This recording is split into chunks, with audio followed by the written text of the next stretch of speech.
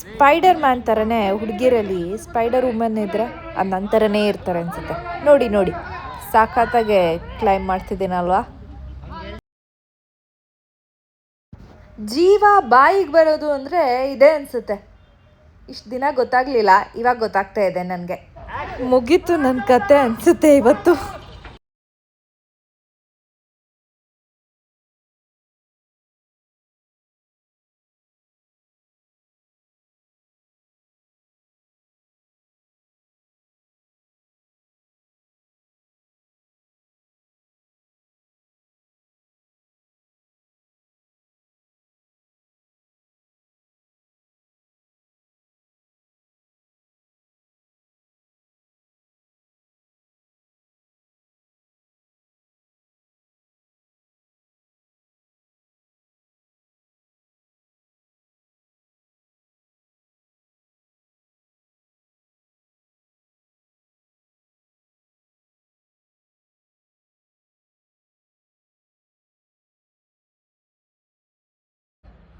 ಮಾಯಾ ಅಂಬಿಕಾ ಅವ್ರನ್ನ ಕೊಲೆ ಮಾಡಿದ್ದಾಳೆ.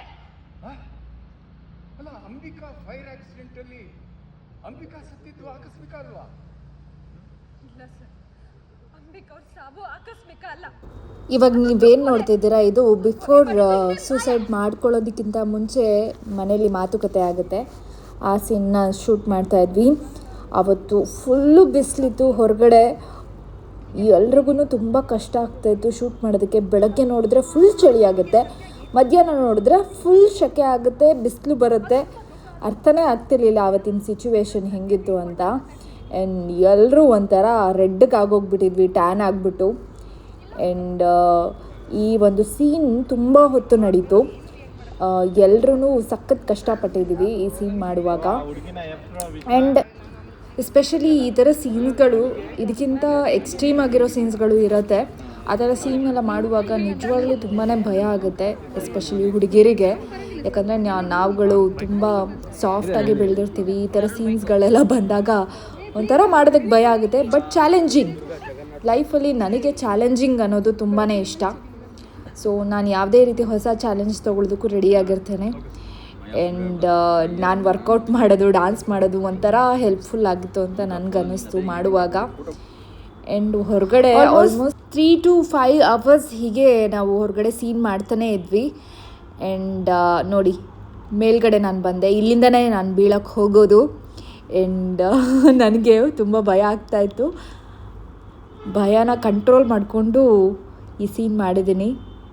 ಸುಮ್ಮನೆ ಕೆಳಗಡೆ ನೋಡೋದಕ್ಕೇ ಭಯ ಆಗ್ತಿತ್ತು ನನಗೆ. ಈ ಥರ ಸೀನ್ ಮಾಡುವಾಗ ಸ್ಪೆಷಲ್ಲಾಗಿ ಟೀಮ್ ಬರುತ್ತೆ. ಹಾರ್ನೆಸ್ ಎಲ್ಲ ಹಾಕ್ಬಿಟ್ಟು, ರೋಪ್ ಎಲ್ಲ ಹಾಕ್ಬಿಟ್ಟು ನಮ್ಮನ್ನು ಕ್ಯಾರಿ ಮಾಡ್ತಾರೆ. ಸೊ ಅವರಿನ್ನ ಬಂದಿರಲಿಲ್ಲ. ಸೊ ಅದಕ್ಕೋಸ್ಕರ ನಾವಿಲ್ಲೇ ಸೀನ್ಸ್ ಮಾಡ್ತಾಯಿದ್ವಿ. ಇವಾಗ ಬಂದರು. ಸೊ ಅವರೆಲ್ಲ ತಯಾರಿ ಮಾಡ್ಕೋತಾ ಇದ್ದರು. ಅವರು ನನಗೆ ಸ್ವಲ್ಪ ಧೈರ್ಯ ಕೊಡ್ತಾಯಿದ್ರು. ಲೈಕ್ ನಮ್ಮ ಕಡೆಯವರೊಬ್ಬರು ಮೇಲ್ಗಡೆಯಿಂದ ಬಿದ್ದು ತೋರಿಸ್ತಾರೆ, ಅದಾದಮೇಲೆ ನೀನು ಮಾಡು ಅಂತ ಹೇಳ್ತಾಯಿದ್ರು. ಸೊ ಆ ಒಂದು ಧೈರ್ಯದಲ್ಲೇ ನಾನು ಮಾಡೋಣ ಅಂತ ರೆಡಿಯಾಗಿ ನಿಂತ್ಕೊಂಡಿದ್ದೀನಿ. ಸೊ ನೋಡ್ತೀನಿ ಮೇಲ್ಗಡೆಯಿಂದ ಹೇಗೆ ಅವರು ಬೀಳ್ತಾರೆ ಅಂತ. ಅವರು ರೆಡಿಯಾಗಿದ್ದಾರೆ, ಇದೇ ಥರ ಅವರು ಮೇಲ್ಗಡೆಯಿಂದ ಬೀಳ್ತಾರೆ. ಸೊ ಅದನ್ನು ನೋಡಿಕೊಂಡು ನಾನು ಅದೇ ಥರ ಬೀಳಬೇಕಾಗತ್ತೆ. ಸೊ ಒಂಥರ ಗಾಬರಿಯಾಗಿತ್ತು, ಯಾಕಂದರೆ ಅವರು ಉಲ್ಟಾ ಪಲ್ಟಾ ಹೀಗೆಲ್ಲ ಬಿದ್ದುಬಿಟ್ರು. ಇದನ್ನು ನೋಡುವಾಗ ಸ್ವಲ್ಪ ಗಾಬರಿ ಆಗಿದ್ದಂತೂ ನಿಜ ನನಗೆ. ಇವರೇ ಹಿಂಗೆ ಬಿದ್ದರು, ಇನ್ನು ನಾನು ಲೈಟ್ ವೆಯ್ಟ್ ಇದ್ದೀನಿ, ನಾನು ಹೆಂಗೆ ಬೀಳ್ತೀನಿ ಅಂತ ನನಗೆ ಸ್ವಲ್ಪ ಗಾಬರಿ ಆಗ್ತಾಯಿತ್ತು. ಬಟ್ ನೋಡಿ, ಅವ್ರನ್ನ ಎಳೆಯೋದಕ್ಕೆ, ಕ್ಯಾರಿ ಮಾಡೋದಕ್ಕೆ ಒಂದಷ್ಟು ಜನ ಇರಬೇಕು ಟೀಮಲ್ಲಿ. ಸೊ ಹಾಗೆ ಮೇಲೋಗುತ್ತೆ. ಈ ಥರ ಎಷ್ಟೊಂದು ಸಲ ನಡೆಯುತ್ತೆ. ಬರೋ ಒಂದು 5 to 10 seconds ಅಷ್ಟೇ ನಾವು ಮೇಲ್ಗಡೆಯಿಂದ ಬೀಳೋದು. ಬಟ್ ಅದಕ್ಕೆ ವಿ ಸ್ಪೆಂಟ್ ಆಲ್ಮೋಸ್ಟ್ 5 hours ಇದಕ್ಕೋಸ್ಕರನೇ. ಆ್ಯಂಡ್ ತುಂಬಾ ಕಷ್ಟ.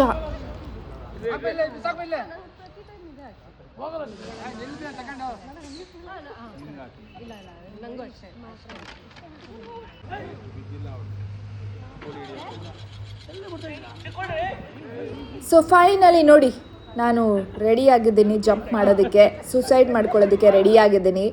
ಸೊ ಎಲ್ಲರೂ ನನ್ನನ್ನು ರೋಪ್ ಹಾಕಿ ಹಾರ್ನೆಸ್ ಹಾಕಿ ನಿಲ್ಲಿಸಿದ್ದಾರೆ. ಅದರಿಂದ ಸೇಫ್ ಏನೂ ಆಗೋದಿಲ್ಲ, ಬಿಕಾಸ್ ನಮ್ಮನ್ನ ಹಿಡ್ಕೊಳ್ಳೋಕ್ಕೆ ಒಂದಷ್ಟು ಜನ ಕೆಳಗಡೆ ಇರ್ತಾರೆ.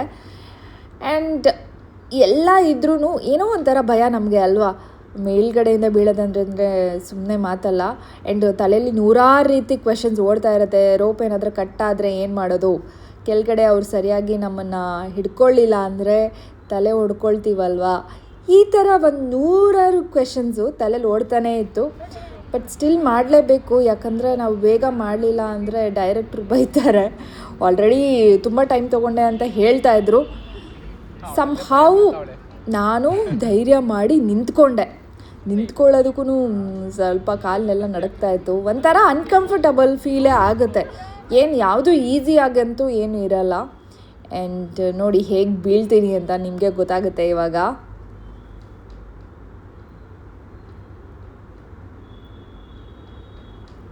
ಎವ್ರಿಬಡಿ ವರ್ ವೇಟಿಂಗ್ ನಾನು ಬೀಳ್ತೀನಿ ಅಂತ. ಫೈನಲಿ ನೋಡಿ ಹೀಗೆ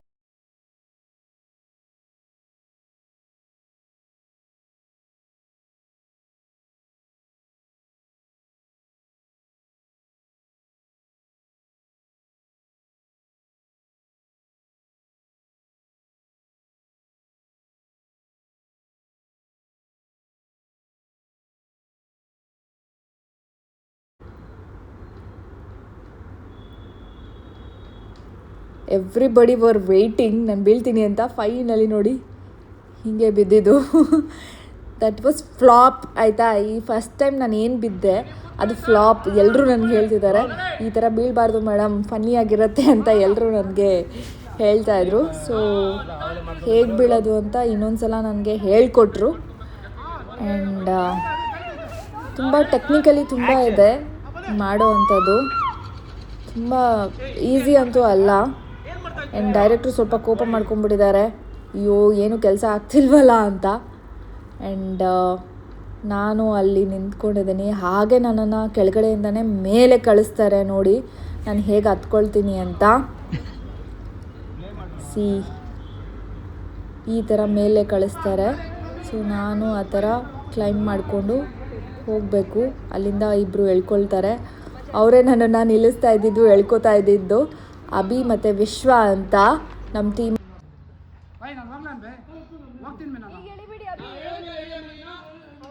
ಅಲ್ಲಿ ನೀವು ಹೇಳಿದ್ರೆ ಅಲ್ಲಿ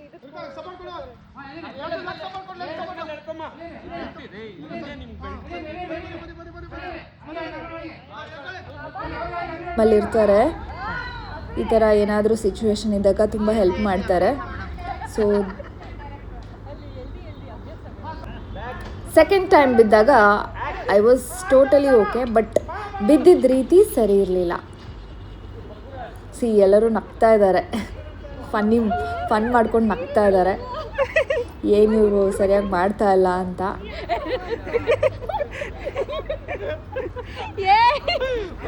ಸೊ ಇನ್ನೊಂದು ಸಲ ಮಾಡಬೇಕು, ಬಟ್ ಕೈ ಮುಂದೆ ಹಾಕಬೇಕು ಅಂತ ಎಲ್ಲರೂ ಹೇಳ್ಕೊಟ್ರು. ಸೊ ಆ ಒಂದು ಟೆಕ್ನಿಕ್ ಯೂಸ್ ಮಾಡಿಕೊಂಡು ಇವಾಗ ಮತ್ತೆ ಇನ್ನೊಂದು ಸಲ ಮೇಲ್ಗಡೆ ಹೋಗ್ತೀನಿ. ಇನ್ನೊಂದು ಸಲ ಬೀಳೋದಕ್ಕೆ ನಾನು ರೆಡಿಯಾಗಿ ನಿಂತ್ಕೊಂಡಿದ್ದೀನಿ. ಈ ಸಲ ಸ್ವೈಟ್ ಟಪಕ್ ಅಷ್ಟೇ ಬಿದ್ದೆ. ಬಟ್ ಸ್ವಲ್ಪ ಸ್ಪೀಡಾಗಿ ಬರಬೇಕಾಗಿತ್ತು ಅಂತ ಡೈರೆಕ್ಟರ್ ಹೇಳಿದ್ರು.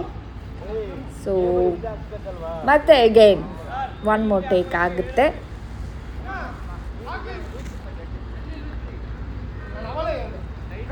ಸೊ ನನಗೆ ಅವ್ರಿನ್ನ ಗೈಡೆನ್ಸ್ ಕೊಡ್ತಾ ಇದ್ದಾರೆ, ಮೇಡಮ್ ಹಾಗೆ ಹಿಂಗೆ ಅಂತ. ನೋಡಿ ಈ ಥರ ಎಳಿತಾ ಇರ್ತಾರೆ. ಈ ಟೈಮಲ್ಲಿ ಕರೆಕ್ಟಾಗಿ ಬಂತು. This was okay shot. So ನನಗೆ ನಗು ಬರ್ತಾಯಿತ್ತು, ಇಷ್ಟೊಂದು ಟೇಕ್ ತೊಗೊಳ್ತಾ ಇದ್ದೀನಲ್ಲ ಅಂತ. ಬಟ್ ಫೈನಲಿ ಆ ಟೇಕ್ ಓಕೆ ಆಯಿತು. ಸೊ ಇವಾಗ ಹೀರೋ ಬಂದು ನಿಂತ್ಕೊತಾರೆ. ಆ ಟೈಮಲ್ಲಿ ನಾನು ಮೇಲೆಯಿಂದ ಬೀಳ್ತೀನಿ. ಸೊ ಈ ಬೀಳೋ ಟೈಮಲ್ಲಿ ಹೆಂಗೆಂಗೋ ಹೇಳಿದ್ರು. ಸೊ ಕರೆಕ್ಟಾಗಿ ಬರಲಿಲ್ಲ. ಸೊ ಒನ್ ಮೋರ್ ಟೈಮ್ ಆಗುತ್ತೆ, ಯಾಕಂದರೆ ಕ್ಯಾಮ್ರಾ ಈ ಕಡೆ ಸೈಡಲ್ಲಿದೆ. ಸೊ ಅದಕ್ಕೋಸ್ಕರ ಅವರು ಕಾರ್ ಬಂದು ನಿಲ್ಲಿಸಿದ ತಕ್ಷಣ ಬಿಡಬೇಕು ನನ್ನನ್ನು ಮೇಲ್ಗಡೆಯಿಂದ ಕೆಳಗಡೆ. ಸೊ ಅದಕ್ಕೋಸ್ಕರ ಇಟ್ ವಾಸ್ ಏನೋ ಶಾರ್ಟ್ ಓಕೆ ಆಗ್ತಿರ್ಲಿಲ್ಲ. ಮತ್ತೆ ಮೇಲ್ಗಡೆ ಹೋಗ್ತೀನಿ. ಮತ್ತೆ ಮೇಲ್ಗಡೆ ನಿಲ್ಲಿಸಿದ್ರು. ಕಾರ್ ಬರೋ ಟೈಮಲ್ಲಿ ಮತ್ತೆ ಕೆಳಗೆ ಬೀಳ್ತಾ ಇದ್ದಾರೆ, ಬಟ್ ಅದು ಸರಿಗೆ ಬಂದಿಲ್ಲ. ಹೆಂಗೋ ಆಯಿತು, ಬಿಕಾಸ್ ಅವ್ರು ಕರೆಕ್ಟಾಗಿ ನನ್ನ ಪುಷ್ ಮಾಡ್ತಾ ಇರಲಿಲ್ಲ.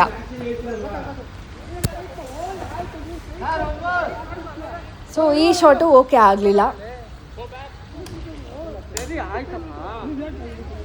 ಆ್ಯಂಡ್ ಮತ್ತೆ ಇನ್ನೊಂದ್ಸಲ ಮೇಲ್ಗಡೆಯಿಂದ ಬೀಳ್ತೀನಿ ನೋಡಿ ಇವಾಗ.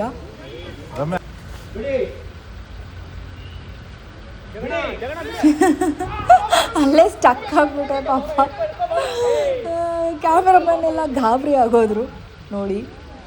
ಸೊ ಇವಾಗ ಬೇಡ ಹೋಗಿ ಬೇಕಾಗಿಲ್ಲ ಅಂತ ಹೇಳಿದ್ರು. ಇವಾಗ ಬರೀ ಮೇಲ್ಗಡೆ ಇಲ್ಲಿಂದನೇ ಬೀಳ್ತಾ ಇದ್ದೀನಿ ಇಷ್ಟೇ. ಈ ಶಾಟ್ ಕರೆಕ್ಟಾಗಿ ಓಕೆ ಆಯಿತು, ಬಟ್ ಕ್ಯಾಮ್ರಾಮನ್ಗೆ ಇನ್ನೂ ಶಾರ್ಟ್ಸ್ ಬೇಕಾಗಿತ್ತು ಬೀಳೋದೆಲ್ಲ. ಸೊ ಅದಕ್ಕೆ ಇವಾಗ ಮತ್ತೆ ಬೀಳಿಸ್ತಾರೆ ನನಗೆ. ಆ್ಯಂಡ್ ಫೈನಲಿ ಒಂಥರ ಅಡ್ವೆಂಚರ್ ಆಗಿರುವಂತಹ ಈ ಒಂದು ಸೂಸೈಡ್ ಅಟೆಂಪ್ಟ್ ಸೀನ್ ಅದ್ಭುತವಾಗಿ ಬಂತು.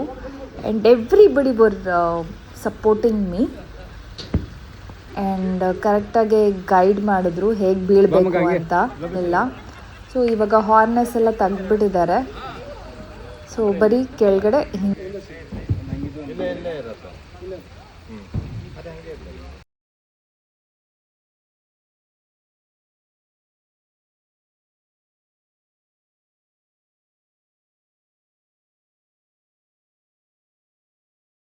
ಹಿಂಗೆ ಬೀಳೋದಷ್ಟೇ ಇದ್ದಿದ್ದು. ಸೊ ಬಿದ್ದಾಯಿತು. ಆ್ಯಂಡ್ ಅದನ್ನು ಕ್ಲೋಸಪ್ಪಲ್ಲಿ ತಗೋತಾ ಇದ್ದಾರೆ. ಸೊ ದಟ್ ಅದನ್ನು ಸೀನ್ಗೆ ಯೂಸ್ ಮಾಡ್ಕೋಬೋದು ಕರೆಕ್ಟಾಗಿ.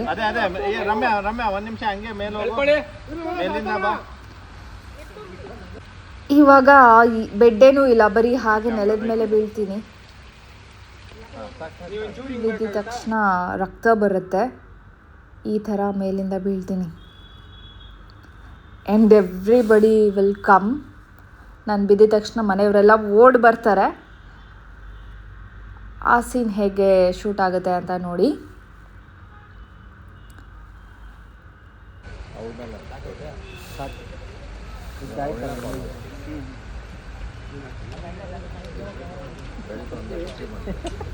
ಆ್ಯಂಡ್ ಫೈನಲಿ ಫಿನಿಶ್ ಆಯಿತು. ರೋಪ್ ಕತೆ ಮುಗೀತು. ಇವಾಗ ಡೈಲಾಗ್ ಪೋರ್ಷನ್ಸ್ ಎಲ್ಲ ತಗೊಳ್ತಾರೆ.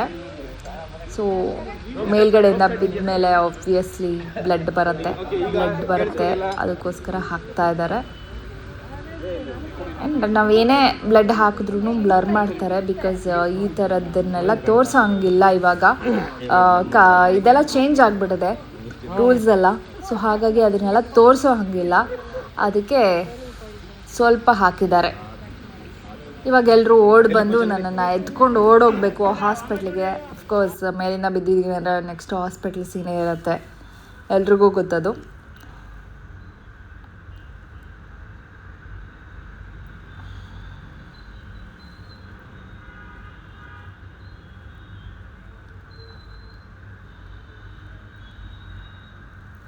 ಓಕೆ, ಫೈನಲಿ ನನ್ನನ್ನು ಶರತ್ ಅವರು ಪಾಪ ಕೆಳಗಡೆಯಿಂದ ಮೇಲೆ ಎತ್ಕೊಂಡು ಹೋಗ್ತಾ ಇದ್ದಾರೆ. ಅಯ್ಯೋ, ಎಷ್ಟು ತೂಕ ಇದ್ದೀನಿ ನಾನು, ಹೆಂಗೆ ಎತ್ಕೊಂಡು ಹೋದ್ರೋ ಗೊತ್ತಿಲ್ಲ. I was laughing actually. Light weight ಇದ್ದೀರಾ ಅಂತ ಬೇರೆ ಹೇಳ್ತಾಯಿದ್ರು ಆಮೇಲೆ.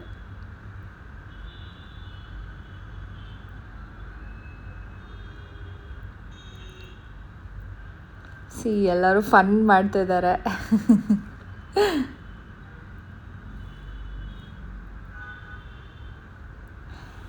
ಆ್ಯಂಡ್ ಈ ಥರ ಸೀನ್ ಮುಗಿಸಿದ್ದು.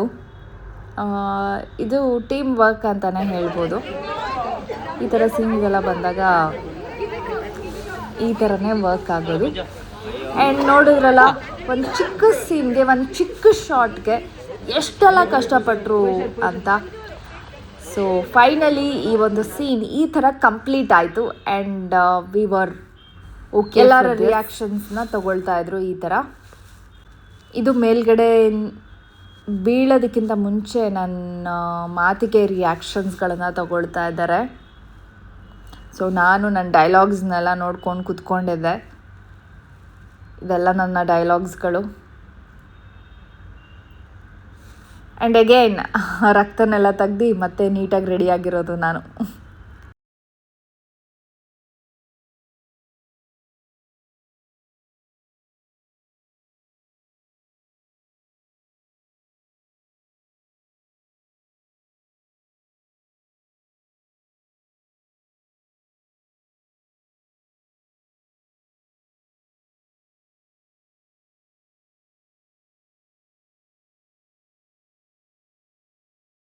Happy Sunday.